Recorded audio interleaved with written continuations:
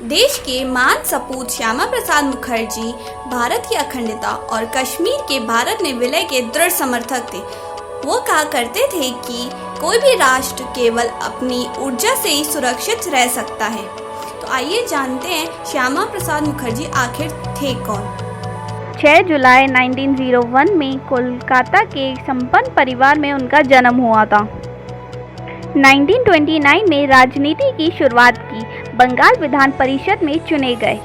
1947 में पंडित नेहरू की कैबिनेट में शामिल हुए। 1950 में नेहरू कैबिनेट से इस्तीफा दे दिया। 1951 में आरएसएस के गोवलकर जी के कहने पर भारतीय जनसंघ की स्थापना की। 33 साल की उम्र में कोलकाता विश्वविद्यालय के कुलपति नियुक्त हुए और विश्व के सबसे युवा कुलपति होने का सम्मान प्राप्त किया। और 23 जून को कश्मीर में उनकी मृत्यु हो गई। उनका भारत की आज़ादी के बाद लोगों को हताशा और निराशा से बाहर निकालने का विजन आज भी करोड़ों लोगों को प्रेरणा दे रहा है।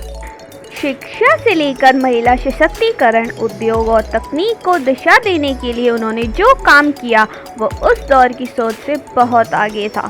खासकर देश के विकास में जन भागीदारी को वो बखूबी समझते थे। श्यामा प्रसाद मुखर्जी भारत की अखंडता और कश्मीर के विलय के दृढ़ समर्थक थे।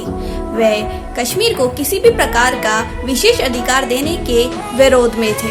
उनके अनुसार एक देश में 2 प्रधान, 2 विधान और 2 निशान नहीं हो सकते।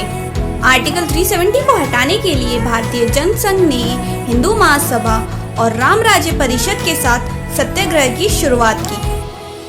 1953 में कश्मीर का दौरा करने गए श्यामा प्रसाद मुखर्जी को बिना परमिट कश्मीर में प्रवेश के लिए गिरफ्तार कर लिया गया और नज़रबंद कर दिया गया और 40 दिन बाद उनकी मृत्यु हो गई।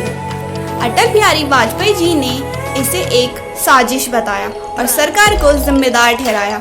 श्यामा प्रसाद मुखर्जी की मां ने पंडित जवाहरलाल नेहरू को एक चिट्ठी लिखी और उनकी मृत्यु की जांच की मांग की, परंतु पंडित जवाहरलाल नेहरू ने किसी भी प्रकार की साजिश को इनकार कर दिया और उनकी मृत्यु को एक स्वाभाविक मृत्यु बताया।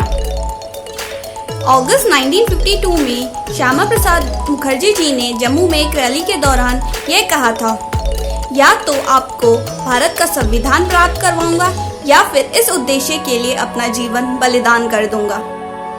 पश्चिम बंगाल को भी उन्होंने ही बचाया। एक तरह से वो पश्चिम बंगाल के जनक ही थे। वे तुरंत ये समझ गए थे, अगर पश्चिम बंगाल पाकिस्तान में मिल जाएगा तो वहाँ के हिंदुओं का क्या होगा।